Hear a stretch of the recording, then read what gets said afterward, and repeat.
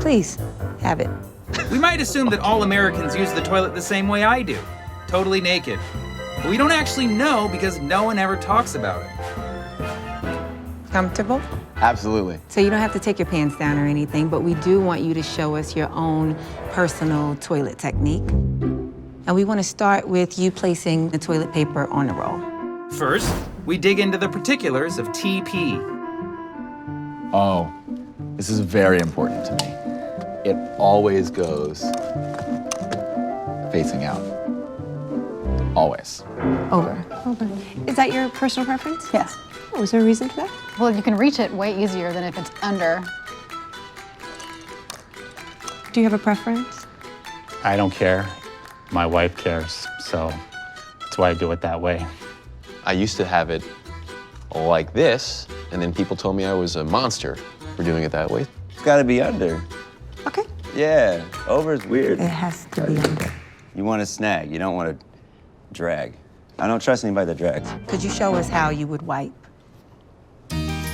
Next up, is there a standard post-toilet cleansing technique, otherwise known as the wipe?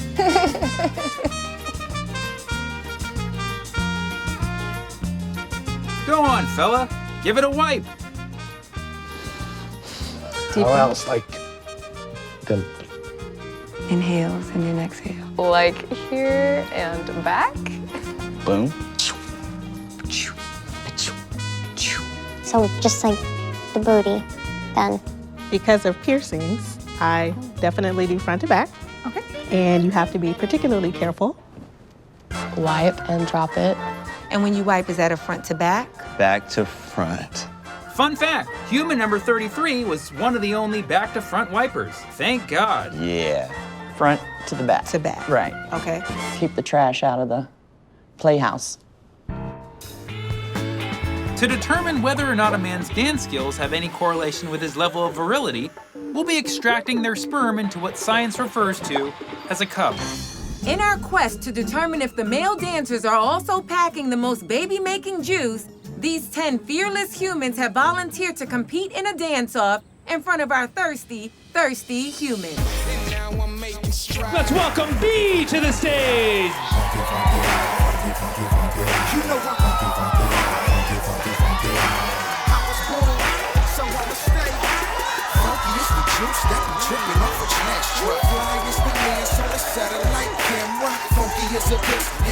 Let's hear it for Human B! They say boxers should avoid spanking it before a match. Does the same hold for dancing? Make it loud for Human C!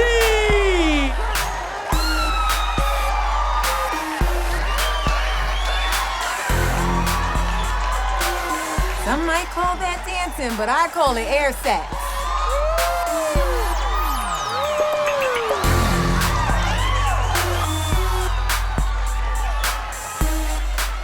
C was definitely sexy. I don't know, maybe he has some other part-time job. Dancer C is giving his all. Maybe he's carrying a full tank. He learned that somewhere. Breakdancing, or whatever you want to call that, is really working for our horny humans. Sounds like his potency could be off the charts. Human G! And then my whip is a sick day. Had the 7 Series for the 6 game. Got all the right moves like my name is Hitch, man. No time to get hitched, man. Players, so I switched in. Human H!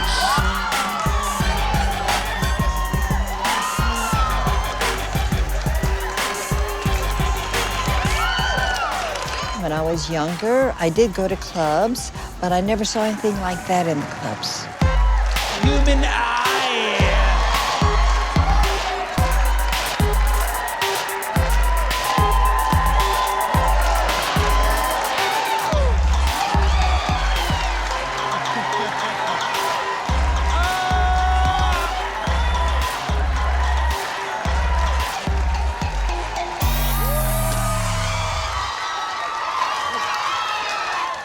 Sperm count dancing party. Sperm count dancing party. I'm a sperm. Count I'm a sperm. dancing party. I'm swimming. But no, really, what are the results? We had some hot dancers, right? All right, right, now for the sperm counts. Yeah! Starting at the lowest, we had one dancer who had a sperm count of 0. So by our theory, he should have rated as the worst dancer. So was he?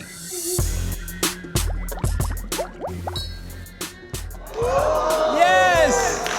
Yes, he was! It was dancer B! Lowest dance score and lowest reproductive potency. So if our theory does hold true, then the best dancer has the highest sperm count. So that means dancer I should have a packed house. So does he?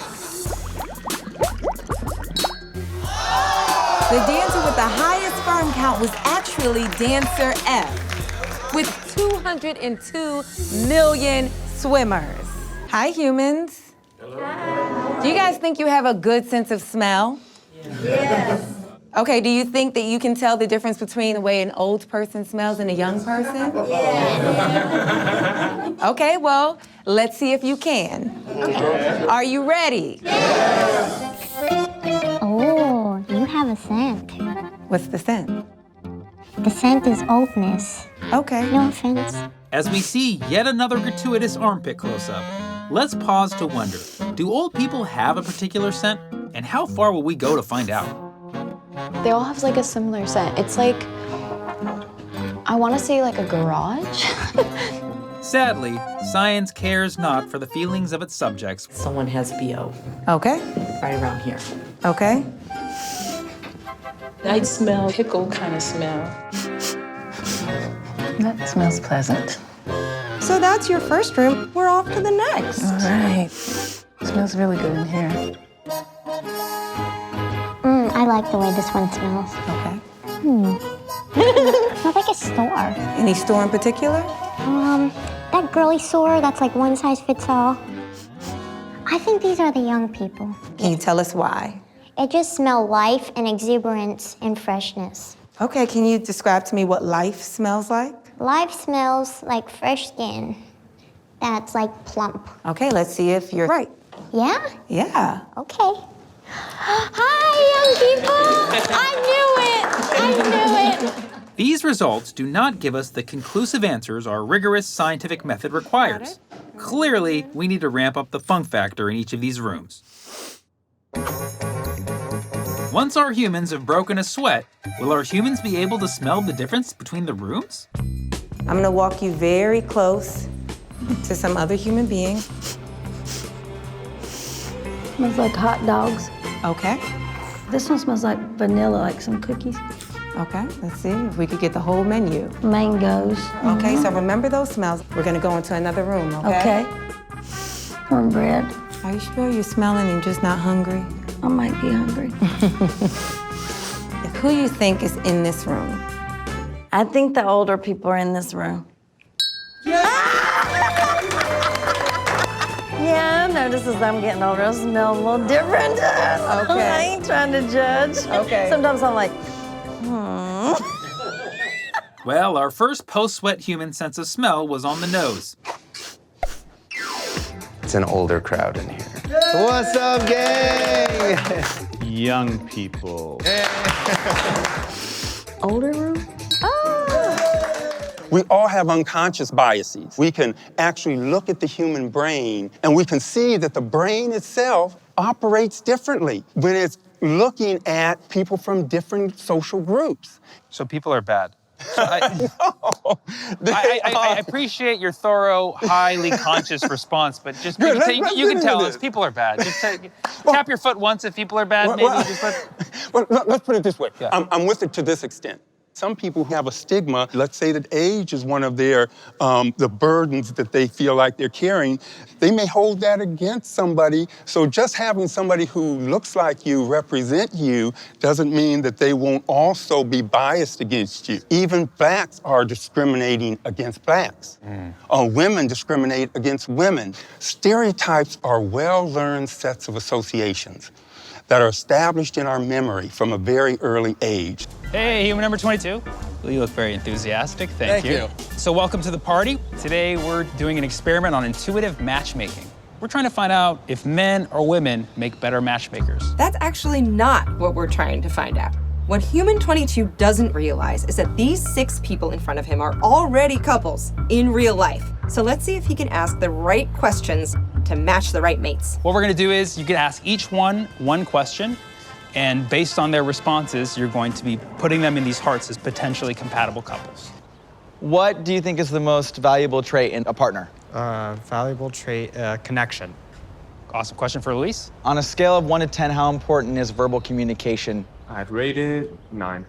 Does your partner have to be physically active as well? No. Has he asked the right questions? Does he really know these people? All right. My man, we're gonna put you over here in heart number 3, and you're a lucky lady number 3. We're gonna put you right here. And we're gonna put you right here in heart 1. Come on over here in heart 1. And we're gonna put you over here. All right, number 22, so explain to us, what made you make these choices? I tried to pair like interests as best that I could. Sure. Now, what would you say if I told you that all 6 of these individuals are already in a relationship with each other? I would say that that makes some sense. Couples, was he right? No. On one of them. Oh, I got one? Us. Awesome. So why don't you show us the true couples here? You got the straight couple, right? Oh. That's right. Only one couple in our group is heterosexual. The point of this experiment is actually to determine whether our humans will make the default assumption that the participants in front of them are straight. So great. 1 out of 3, not bad. So Christian and Jason are engaged. Luis and Karina have been dating for a year. And PJ and Yana are married. Interesting. So what have you learned from this? I need to look at the world in a different perspective because I kind of look at it through my scope. I'm a heterosexual male, so my automatic first thought was, okay, well, let's put guys with girls. There you go, number 2. Awesome. You know what's weird is I'm queer, and for whatever reason, I went the hetero way and didn't even, I don't know why. That's very odd, yeah. But that's awesome. And you guys are all cute couples. We put human after human after human through the experiments, all with the same results. I got them all wrong. Well, did she? Yeah. Oh, okay. Will the type of music our humans listen to affect their willingness to take risks? Our theory is humans listening to happy music will be more likely to allow a cool guy in a vest to throw an insanely sharp knife mere inches from their face. Our first subject is human number 48, who just spent an hour listening to happy music. Hello, number 48. Hello. Please watch this demonstration.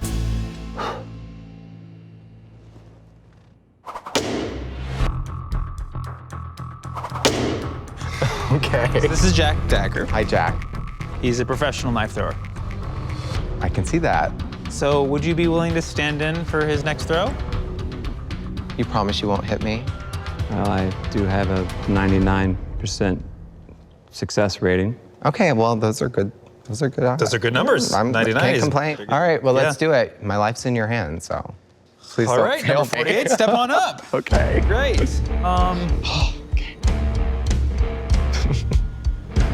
Okay. Oh my God. Mr. Dagger, you're clear to throw the knife.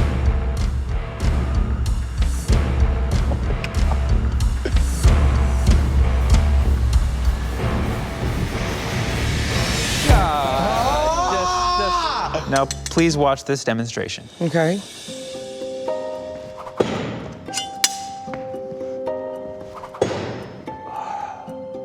So, would you be willing to stand in on his next throw?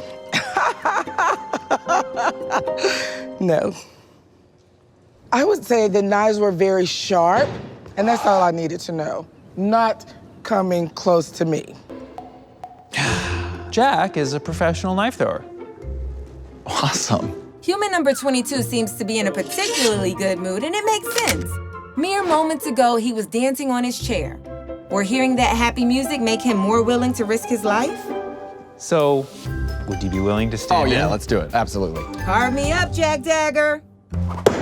Both of these humans are totally into Jack's dagger, but how far will they go to feel the cool touch of his blade? Are they willing to risk it all? Would you be willing to stand in for his next throw? Okay. What are you, crazy? You want me? No. Yes or no? No, thank you. Despite each professing a powerful animal attraction to Jack Dagger and his vest, their ultimate decisions differed according to the music they listened to. I see love in your eyes. That's all we need to do. Oh. Yeah. Okay. That'll be fine. Yep. And this is, I think, a really, really important insight in that we think that if we just dangle money in front of people, they'll perform better. That's true in some cases. But for creative tasks, it's actually less true than we believe. We do things because they bring us psychological pleasure. They help us grow. And that experiment you guys did was a really, really great example of that. So dangling money in front of a person, less effective than asking them just to have fun. Yes. How does it explain strip clubs?